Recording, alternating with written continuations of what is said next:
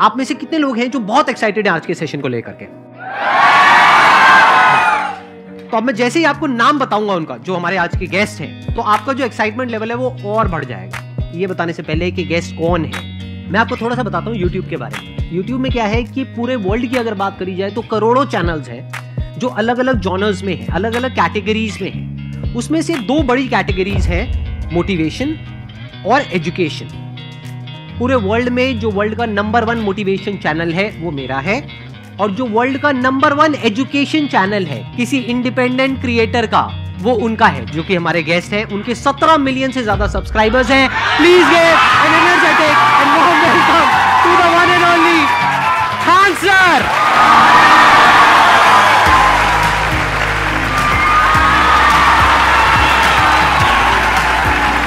क्या हाल जी, कैसे हैं आप?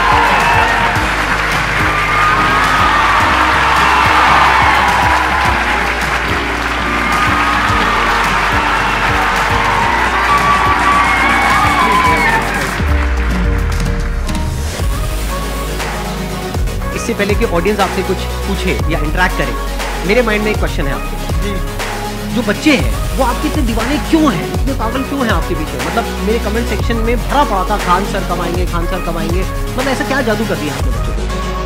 ये सवाल हम आपसे भी पूछते हैं, हमारे पे भी इतना कमेंट आया, इतना मेरे तो ऑफिस में लोग चले आए कि सर कब जा रहे हैं। अच्छा। क्योंकि हम लोग का तो एग्जैक्ट है वही पढ़ाना है। हाँ। तो देखिए हम लोग का मेन है कि बच्चों को जो ज़रूरत रहती है कि अगर लड़का पढ़ने आया है ना, उसके मन में कोई डाउट ना रह जाए। हम उसको कहते हैं कि हम तुम्हें पढ़ा रहे हैं, दम है तो भूल के दिखाओ, याद करके नहीं।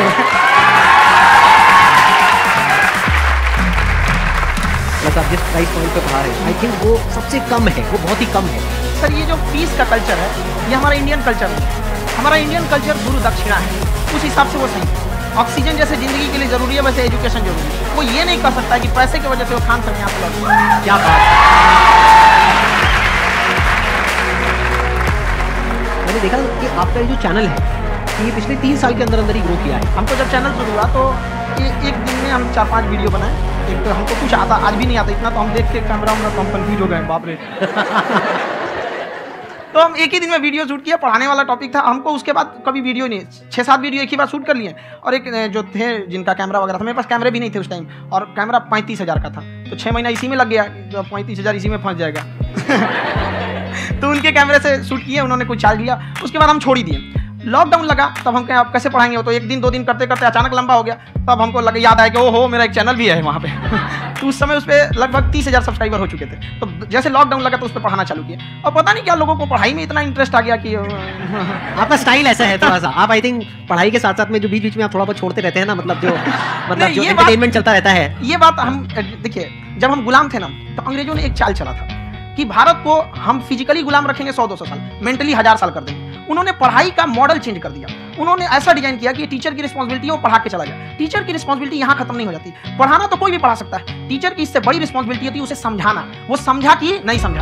अगर लड़का आपके समझाने के बाद डाउट रह गया तो आपकी गलती है। लड़का हमसे पूछता है, सर इतनी भीड़ है आपके पास, तो कहते सर डाउट कैसे पूछेंगे? हम कह, तुम्हारा डाउट बचेगा तब ना पूछेगा तुम डाउट यहाँ पे। कॉन्फिडेंस नेक्स्ट लेवल है खान सर का, मानना पड़ेगा। और शायद यही वजह है इनकी जो ग्रोथ है उसका।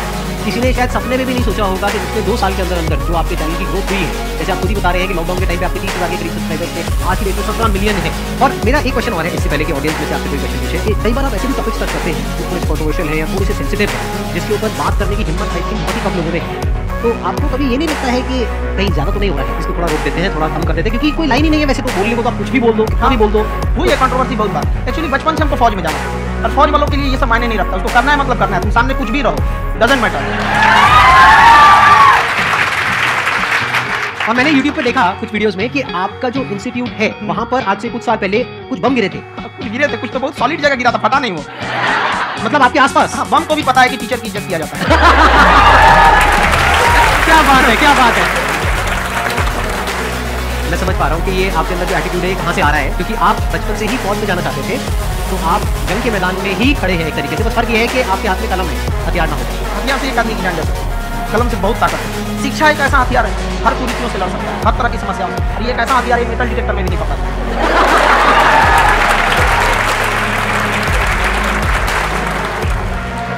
मेरा क्वेश्चन ये है कि अभी प्राइवेट ऑर्गेनाइजेशंस में पीटने का, पनिशमेंट का ये सिस्टम जो है खत्म हो गया है। हम आपके वीडियो में देखे हैं सर कि आप एक बड़ा सा रोल रखे रहते हैं, पुलिस वाला लाठी है वो, पुलिस वाला लाठी है, और स्टेज पे बुला के बच्चों को उसी से धुनाई शुरू कर देते हैं मस्त एकदम से, है ना। तो सर मतलब कि बच्चे मतलब कि डरते नहीं आपसे, और इस तरीके से कैसे कनेक्टेड हैं आपसे, है ना। और एक और क्वेश्चन सर, यूपीएससी का जो आप अपना बैच स्टार्ट करने वाले हैं, ठीक है, उसके बारे में बताइए सर, क्योंकि मुझे मतलब कुछ इशू करना है सर, ठीक है। और संदीप सर को देख लिए, मेरा तो वैसे ही हो जाना है। क्या हो जाना है? मेरा पूरा कंप्लीट करो। I'll be an IAS officer next year because I have seen you sir. My day is like complete sir. All the best. Thank you so much sir. Thank you. पूरा बोला करो। Thank you. देखिए, लड़कों को जहाँ तक पीटने की बात है, जब पढ़ाने की बात आएगी तो उसको हम पूरे बेहतरीन ढंग से पढ़ाएंगे, लेकिन जब सजा देने की बात आएगी ना तो वो भी बेहतरीन ढंग से होगा। ऐसा थोड़ी होगा कि बस एक ही चीज बेहतरीन ढंग से होगा। और डर का होना बहुत जरूरी है। ये डर भी अपने आप में एक मोटिवेशन है, क्योंकि जब आपके अंदर एक थोड़ा सा डर रहेगा तो डर के भागिए मत। एक ऐसा डर जिसको आप लगे कि नहीं नहीं थोड़ा सा और करने की जरूरत है, फिर तो ये हम इसको क्रॉस कर जाएंगे आप। तो लड़कों के अंदर ये डर बनाना भी जरूरी रहता है। और रही बात यूपीएससी वाले की, जो आपने बोला, बहुत सारे लड़के वेट कर रहे हैं यूपीएससी की, क्योंकि 2-2.5 लाख फीस सारे लोग एफोर्ड नहीं कर सकते। और हमारा वही रहता है, हम तो ज्यादातर हमारे स्टूडेंट देखेंगे तो किसी के रिक्शा वाला, सब्जी वाला, यही लोग, इनको तो 2.5 लाख रुपए इनके पास पूरी संपत्ति नहीं होती है, फीस कहाँ से भरेंगे वहाँ पे, उसके रहेंगे कहाँ से। तो ऑल ओवर इंडिया से, कश्मीर से कन्याकुमारी तक, गरीब से गरीब भी लड़का उसको पढ़ सकता है। यही कुछ 1000 रुपये मंथली, 12-14 हज़ार साल का पड़ेगा, खत्म हो जाएगा।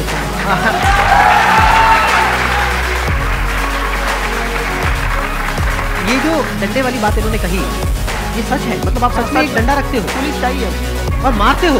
हाँ। तो मतलब अगर कोई लड़की चिढ़ता है या ऐसा कोई भी नहीं, पढ़ाई लिखाई कुछ भी गलती करेंगे पिटाएंगे कैमरे पे, ऑन कैमरा, जैसा भी रहे, कुछ भी पिटाना तो उनको फिक्स है। एक तो कोई मतलब विधायक जी थे, उनके लड़का को पीट दिए थे, चला है दल बल लेके अपना वहाँ पे। उसने घर पे नहीं बताया था कि सर ने पीटा, बस बोल दिया कोचिंग में पीटा है। बाद में पता चला हम पीटे हैं, तो उसके पिताजी मेरे सामने और पीटे।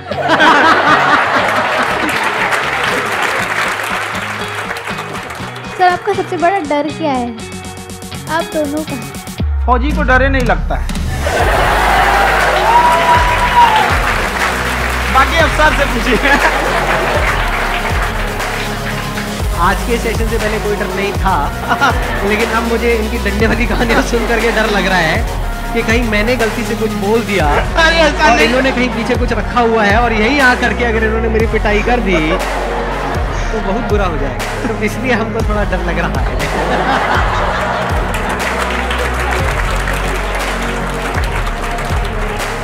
आपकी डेली कितने घंटे क्लासेस होती हैं? 6-7 घंटे। अभी भी खुद ही करते हो आप? हाँ, हमारे स्टाफ परेशान रहते हैं। हम 1:30-2 बजे सोते हैं, सुबह 6 बजे उठ जाते हैं, परेशान रहते हैं। अरे इतना क्यों करते हो, है ना? कभी तो उनको भी साथ साथ लगना पड़ता है ना? उनको साथ साथ लगना पड़ता है। हम जग गए तो कोई सोया थोड़ी रहेगा, परेशान रहते, दिन में सोते ही नहीं है बेचारा, कहीं कहीं जाके सोते रहता है। तो हम सीट बांध दिए कि भाई तुम इस समय सो जाना, तुम इधर सो जाना। आपकी शादी हो गई या नहीं हुई अभी? मेरी खुशहाली देख के आप आइडिया लगा सकते हैं।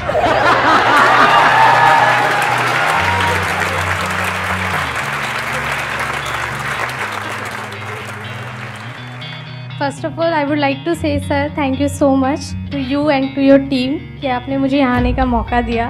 एंड सर अब तक मैंने आपको सिर्फ फ़ोन या लैपटॉप में ही देखा है दोनों को, आज फर्स्ट टाइम लाइव देख रही हूँ तो बहुत अच्छा लग रहा है। तो मेरा क्वेश्चन ये है सर आपसे, जब हम लाइफ में कोई डिसीज़न लेते हैं कि हमें ये पर्टिकुलर चीज़ करनी है, और क्योंकि हम डिसीज़न लेते हैं तो हमारी आदत है कि पहले हम 4 लोगों से पूछते हैं कि तू बता तेरी क्या राय है, तू बता तेरी क्या राय है। तो उनमें से अगर कोई हमें कह देता है कि ये बेकार डिसीज़न है मत कर, तो हमारा माइंड कहीं ना कहीं डाइवर्ट होने लगता है और उसकी वजह से हम अपना डिसीज़न चेंज कर देते हैं। तो मेरा क्वेश्चन ये है कि कैसे हम अपने डिसीज़न पे स्टिक रहें, कैसे हम जो दूसरे के ओपिनियन है उनको अफेक्ट ना होने दें अपने। दूसरे से सलाह लेने से पहले एक बार खुद उससे रिसर्च कर लें, ताकि आप सामने वाला क्या सलाह दे रहा है आपको समझ में आए। ऐसा नहीं है, कई बार ऐसे होते हैं कि दूसरे वाले को एक्सपीरियंस होता है, तो अगर आपको पहले से आइडिया है, उसके बारे में आप बेहतरीन ढंग से रिसर्च किए कि क्या इसमें प्लस पॉइंट है, क्या नेगेटिव है, उसके बाद आप किसी से सलाह लेंगे। ये नहीं कि मन में ऐसी बता गड़बड़ा जाएगा तुम्हारा। पहले आपको R&D करना पड़ता है, समझा कि नहीं? और ज़िंदगी हो या गाड़ी, जीतेगा वही जो टाइम पे गियर चेंज कर रहा है। तो डिसीजन चेंज करना बहुत ज़्यादा गलत नहीं है।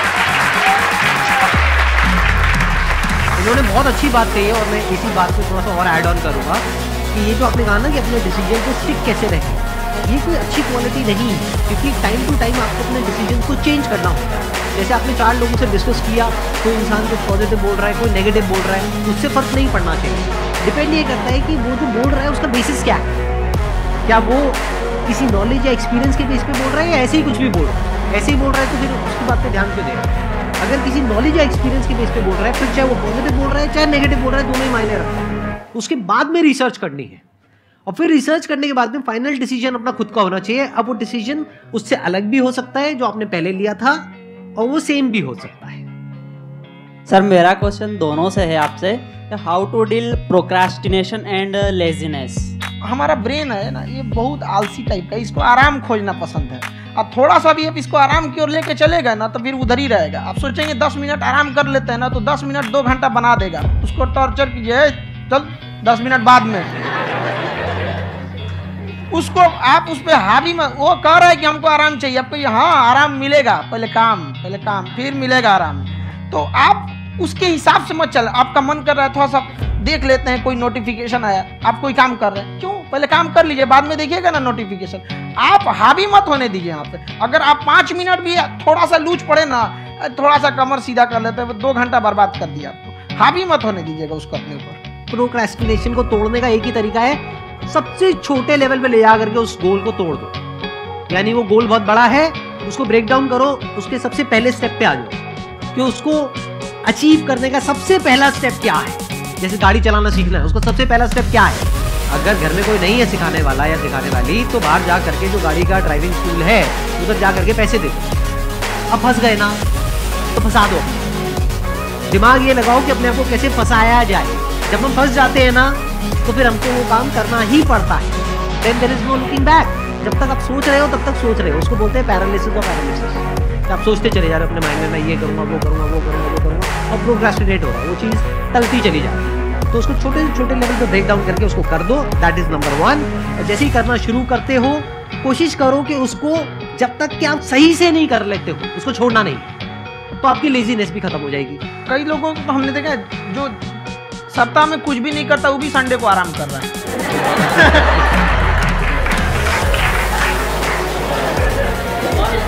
वैसे कहा भी जाता है कि अगर कोई काम आपको करवाना है ना, तो ऐसे किसी इंसान को दो जो बिजी है, ऐसे आदमी को मत दो जो खाली है। ये परफेक्ट है। किसी को भी आप देखिएगा जिसको आप कहते हैं कि मतलब ठीक ठाक आप समझते हैं कि नहीं ये बहुत आगे निकल है, वो एक काम को खत्म करने के बाद कभी आराम नहीं करेंगे। एक काम खत्म हुआ, उसको लगेगा हाँ एक खत्म हो गया, अब दूसरा करना चाहिए। और वही जिसको देखिएगा एक खत्म हो गया और आराम करना चाहिए, कभी नहीं, लाइफ में आखिरी सांस तक। सर यहाँ पे सब हिंदी में पूछते, इंग्लिश में पूछते, मैं भोजपुरी में पूछूं? जौन भाषा ठीक लगे तोने में पूछ दो। हाँ सर।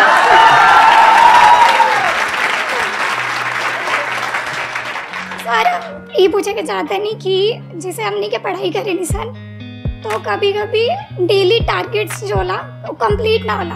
अगर टारगेट्स कंप्लीट भी होला तो फिर ऐसा इरिटेशन या फिर वो एंजाइटी या फिर कि और करना है या फिर अभी नहीं हुआ, वो चीज़ हमेशा रहेला। तो वो कम कैसे करल जाए? देखिए टारगेट्स को ना हम लोग को एक अपने हिसाब से पहले फिट करना चाहिए। ऐसा नहीं कि दूसरे किसी इंसान को देख के हम टारगेट फिट कर ले। कोई लड़का 8 घंटा पढ़ रहा है, कोई पहली बार अभी पढ़ना ही चालू किया, उसको देख के 8 घंटा पढ़ेगा तो पढ़ाई छोड़ देगा। तो आप अपनी क्षमता के हिसाब से देखिए कि आप कितना पढ़ सकते हैं। अगर आपने एक घंटे को बना लिया कि हम 1 घंटा पढ़ सकते हैं, अगले 1 हफ्ते तक उसको सस्टेन रखिए। जिम में कैसे करते हैं लोग, पहले दिन उठा लीजिएगा 1 कुंटल तो हार्ट अटैक हो जाएगा। तो वो धीरे धीरे टारगेट सेट कीजिए और अपनी क्षमता को भी देखिए। हर इंसान की क्षमता अलग है। कंगारू को देख के हाथी छलांग मारेगा, पैर तोड़ के बैठ जाएगा।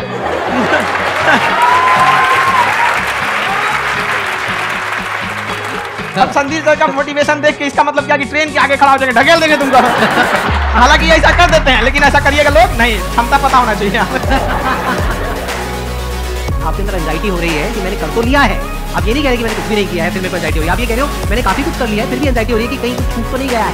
तो बेसिकली आपको ये देखना है कि अगर आपके अंदर एंजाइटी हो रही है, that means you are a very good student. आप एक अच्छे स्टूडेंट हो। क्यों? क्योंकि बहुत सारे स्टूडेंट्स तो ऐसे हैं उनको पढ़ने के नाम से एंजाइटी होती है। तो आपको एंजाइटी हो रही है कि मैंने पढ़ लिया, दिन में मानो 8 घंटे का आपने टारगेट सेट किया और 6 घंटे पढ़ लिया, या मान लो 8 घंटे भी पढ़ लिया, फिर भी एंजाइटी हो रही है कि मैंने 10 घंटे नहीं पढ़ा। तो ये तो अच्छी क्वालिटी है ना, ये तो एक ब्रिलियंट स्टूडेंट की क्वालिटी है, क्योंकि एंजाइटी उसी को होती है जो केयर करता है, जिसको परवाह है, उसी की तो एंजाइटी होती है। जैसे माँ को अपने बच्चे की, जैसे माँ को अपने बच्चे को लेकर के एंजाइटी होती है। हंस लो मजाक उड़ा लो। कोई बात नहीं, एडिट कर देंगे इसको हम।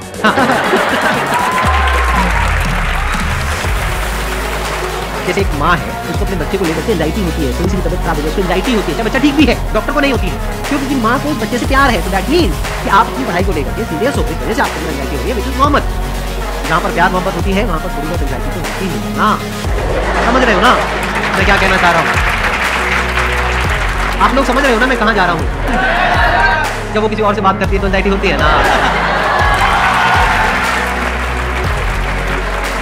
सर आपकी स्टोरी हमने सुनी थी, तो एक टाइम आया था जब आप गंगा किनारे जाके बैठ गए थे, उस समय आपको कुछ समझ नहीं आ रहा था, तो उस समय मतलब आपने ये डिसीजन कैसे लिया कि अब आगे नहीं, यहाँ से वापस जाना है? रास्ता ही नहीं था। घर जाने के लिए एटलीस्ट 90 रुपये चाहिए था, जेब में 40 रुपये थे, कैसे घर जाते हैं? और हम गंगा के किनारे चुपचाप बैठे बैठे हम कहें कि बहुत टेंशन हो गया, अब घर जाना चाहिए रूम पे। तो किराए के रूम पे यार ये सारे लोग रहते गए, वहाँ पे तो रूम लॉक हो गया था। तुम खटखटाए तो ऊपर से गुस्सा से बोले जो ऑनर थे, क्या टाइम हो गया है? 9-10 बज रहा होगा, घड़ी देखिए तो 2 बज रहा था, रात का 2-2:30 बज गया था। टेंशन में आप तो होता है, कई बार ऐसा समय आएगा कि लगेगा जैसे आप कुछ नहीं हो सकता। तो इसे घबराना नहीं है, कभी कभी गुस्से की आखिरी चाबी भी ताला खोल देती है। जो बातें आपने बताई कि घर में प्रॉब्लम ये तो बहुत लोगों ने फेस करी वहाँ पर, आप अकेले नहीं है, बहुत लोगों ने ये प्रॉब्लम फेस करी, बहुत तरह की प्रॉब्लम्स देखी, बहुत तरह की स्ट्रगल्स देखी, लेकिन वो सब इतने कामयाब नहीं हो पाए जितने कि आप हुए। तो आपके अंदर ऐसा कुछ ना कुछ है जो औरों के अंदर नहीं है, तो वो मैं जानना चाह रहा हूँ कि वो ऐसा क्या था जहां से कि आपका दिमाग यहाँ तक सोच पा रहा है कि मैं पूरे इंडिया में इतने बड़े लेवल का चेंज लेकर के आ सकता हूँ, एजुकेशन फील्ड में रेवोल्यूशन लेकर के आ सकता हूँ। ये सोचना ही बहुत लोगों के बस का नहीं है। मेरी एक खुद की थी, अगर हमको कोई 100 रुपये किसी काम के लिए दिया, हम सबसे यही करते हैं, हम कोशिश करते हैं उसे 200 का रिटर्न दें। अगर कोई हमसे 200 रुपया फीस दे रहा है, 250 दे रहा है, तो हम उसको ये कोशिश करते हैं कि तुम्हें ऐसा लगे कि नहीं भैया हमने 10-20 हज़ार का पढ़ लिया। वो ईमानदारी से कभी कभी, और हमेशा अगर हम प्रॉमिस X का करते हैं तो डिलीवर 4X करना चाहते हैं। ध्यान से सुनना, ध्यान से समझना इस फर्क को। अगर आप समझ पाए तो बहुत आगे जाओगे लाइफ में। एक वो होते हैं जो ये सोचते हैं कि हमें सब कुछ मिल जाए, हमें कुछ भी करना ना पड़े। दूसरी कैटेगरी होती है लोगों की जिनको जितना मिलता है उसमें भी चोरी चकारी करते हैं या कोशिश करते हैं कि उससे कम दे सामने वाले को जितना कि हमें मिल रहा। तीसरी कैटेगरी होती है लोगों की जो इनके जैसे लोग होते हैं, वो क्या करते हैं, वो ये सोचते हैं कि अगर मैंने किसी से 1 रुपये भी लिया, देखा जाए तो 200-250 रुपये कुछ भी नहीं होता है, 200-250 रुपये अगर मैंने लिया तो कैसे उसको 400 रुपये की वैल्यू दूं। ये जो थिंकिंग है ना, यही एक फर्क होता है एक ऐसे इंसान में जो बहुत आगे निकल जाता है और उस इंसान में जो मीडिया पर रहता है। आप अपने आप को अपने आप के ऊपर समय दीजिए, उसको डेवलप कीजिए। जब आप अपने आप के ऊपर खर्च करते हैं तो आने वाले समय में लोग गूगल पे आपको सर्च करते हैं। क्या बात है सर, ये आपने अभी बनाया है या ये कोई पुराना आपका वो है? बनते रहता है, फ्लो में बन जाता है। आपके अंदर ना सर एक कभी छुपा हुआ है, कहीं ना कहीं तो बाहर आना चाहता है। कभी ना कभी आपने सोचा होगा कुछ? कभी कभी देखिए, एक चीज़ है, संगत का बहुत असर पड़ता है। ये चीज़ को हमेशा संगति का मतलब हल्के में ले, संगति का मतलब है संग गति। अच्छे लोग के साथ रहेंगे तो संग अच्छी गति होती है, खराब में रहेंगे तो ये भी होता है। बट अपने आप को थोड़ा सोचना चाहिए कि हम केवल जी के मर जाएं इसके लिए नहीं है। लोग कहते हैं कि सर नाम क्यों नहीं बताते अपना, हमारी एक ही सोच है, जाने के बाद इस दुनिया से हमको मतलब एक चीज़ देना चाहते हैं स्टूडेंट्स को कि वो याद करें कि इस पैसे की भाग दौड़ की दुनिया में हर कोई दोनों हाथ से लूटने में लगा है, खाली हाथ जाने के लिए ये सबको लगा है। तो हर कोई को ये सोचना चाहिए कि था कोई इंसान जो इतने कम फीस में इतनी शिक्षा जो महंगी थी, जो कमाने का रास्ता था, उसको भी एकदम कंपटीशन इतना कर दिया कि अब लोगों को अपनी फीस बढ़ाने में डर लगता है कि अरे यार, लड़का कमेंट करता है कि खान सर इतना ले रहे हैं आप, बहुत बड़ा टीचर हो गए।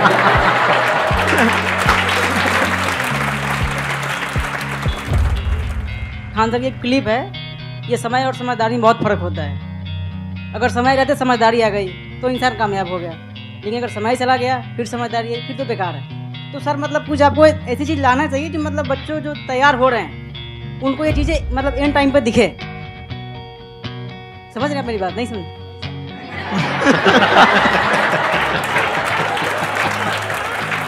यही होता है सर का मोटिवेशन ज्यादा हो जाता है।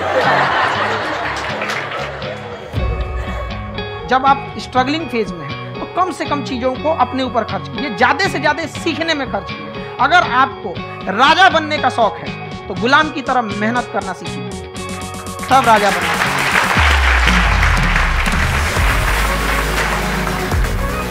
ये दुख, ये दर्द, ये सब तेरे अंदर है। तू अपने बनाए इस पिंजरे से बाहर निकल के देख, तू अपने आप में एक सिकंदर है।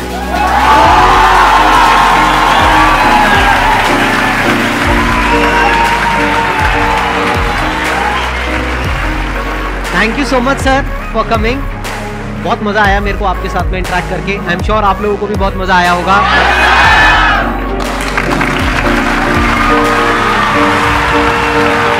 Thank you so much.